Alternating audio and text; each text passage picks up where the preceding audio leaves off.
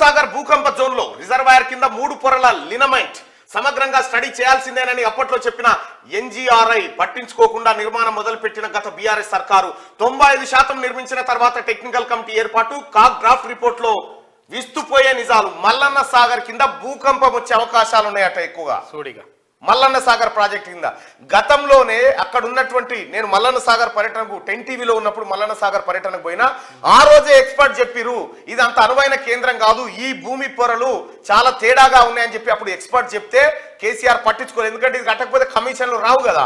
ఈ కమిషన్ల కోసం కేసీఆర్ ఆడిన డ్రామాకు మల్లన్న సాగర్ భూకంప జోన్ లో ఉంది అని చెప్పి కాగు కంట్రోలర్ అండ్ ఆడిటర్ జనరల్ తన డ్రాఫ్ట్ రిపోర్ట్ లో విస్తుపోయే నిజాలను బయటపెట్టింది. ఇగో ఇది కేసీఆర్ కథ. ఈ తెలివి లేదు మన లేదు సన్నాసికి అడ్డగోలుగా సర్వ సంపద నాశనం చేసి పెట్టి కూర్చున్నాడు. ఆడ ఊర్లను లేపేద్దామని ఇది కట్టేసిండు. కాళేశ్వరం ప్రాజెక్టులో భారీ రిజర్వాయర్ అయిన కొమరవెల్లి మల్లన్న సాగర్ భూకంప ప్రభావిత ప్రాంతంలో ఉందని, భవిష్యత్తులో దాంతో భారీ ప్రాణ ఆస్తి నష్టం వాటిల్లే ప్రమాదం ఉందని controller and auditor general draft report లో హెచ్చరించింది. 50 టీఎంసీల భారీ సామర్థ్యంతో మల్లన్న సాగర్ నిర్మించిన గత బీఆర్ఎస్ ప్రభుత్వం దానికి ముందు భూకంప ప్రభావాన్ని గుర్తించేందుకు కనీసం స్టడీ చేయలేదని తేల్చి చెప్పింది. 6126 కోట్లకు పైగా వ్యయంతో నిర్మించిన ఈ రిజర్వాయర్ లో పూర్తి స్థాయి నీటిని నిల్వ చేసి వినియోగించడానికి ముందు దాని భద్రతపై లోతైన అధ్యయనం చేయాల్సి ఉందని చెప్పి కాగ్ స్పష్టం చేసింది. ఇదేదో కాంగ్రెస్ వాళ్ళు చేసింది కాదు, నరేంద్ర మోడీ గారు ఆయన సొంత బీజేపీ వాళ్ళు చేసింది అంతకంటే కాదు.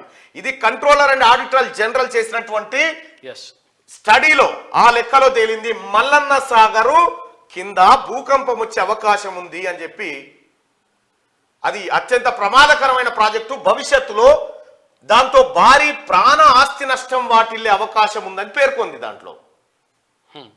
ఇక కేసీఆర్ నీ తల ఏడబెట్టుకుంటావు గింత నాశనం చేతివి.